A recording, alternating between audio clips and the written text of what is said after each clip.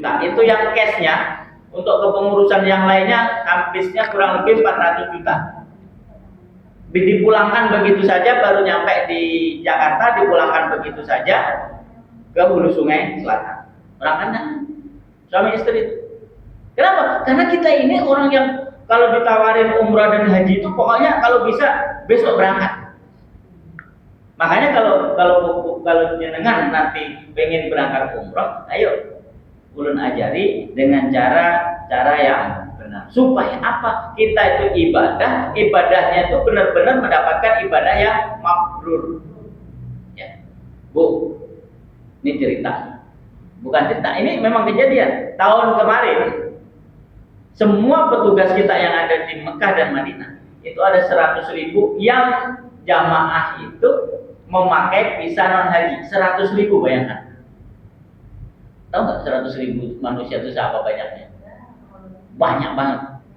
Dari 100.000 itu yang memakai visa non haji, yang dapat hajinya di Minanya dan di Arafahnya itu nggak sampai 10%. Nggak sampai 10%. Artinya berapa? Kalau 100.000 nggak sampai 10%, nggak sampai 10.000 kan?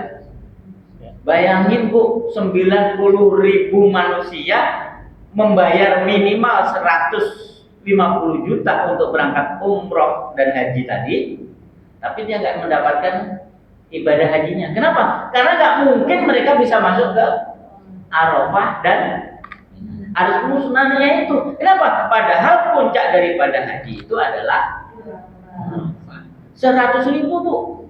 Hari ini kalau dari Kalimantan Selatan itu ketat, luar biasa. Saya senang sama teman-teman di bandara. Teman-teman di bandara itu ketat. Pokoknya kalau mencurigakan visanya ini mau berangkat ke tujuan akhirnya adalah Riyadh, kemudian Damam, kemudian pokoknya sekitaran Mekah itu ketat itu. Tapi maaf, itu dari Surabaya itu ribuan yang kebobolan juga.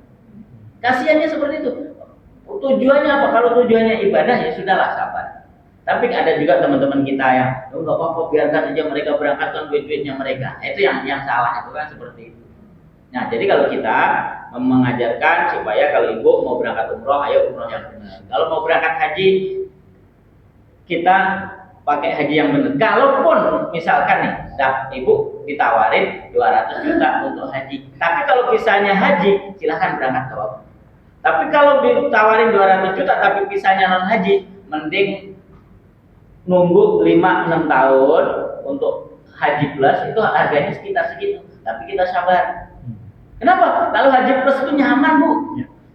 Nyaman kan? Hotelnya enak, pelayanannya pasti enak, maktabnya enak, sudah jelas. Tapi kalau pengen memaksakan 200 juta langsung berangkat, itu yang kemungkinan bisa 10% saja bisa masuk ke Arafahnya. Nah, itu penting supaya hubungan bean kalau mau berangkat umroh dengan kita, ayo kita bimbing, kita arahkan, kita ini dengan sebaik-baiknya.